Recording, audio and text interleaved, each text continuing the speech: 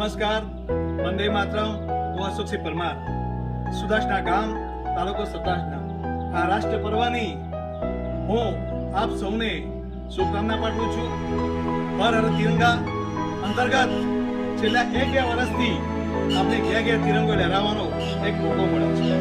આપણે સૌ બધા વિનંતી કરું છું કે આપણે સૌ બધા તિરંગા ઘેર ઘેર તિરંગો લહેરાઈએ અને 15મી ઓગસ્ટના દિવસે આ તિરંગો લહેરાવી અને આપણા ક્રાંતિકારી વીરો અને શહીદોને બલિદાનને યાદ કરી આ તિરંગો લહેરાવવાનો આપણને એક અવસર મળ્યો છે.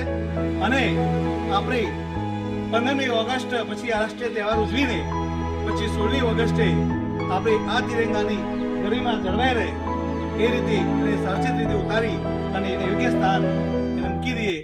બસ, વંદે માતરમ. અશોકસિંહ.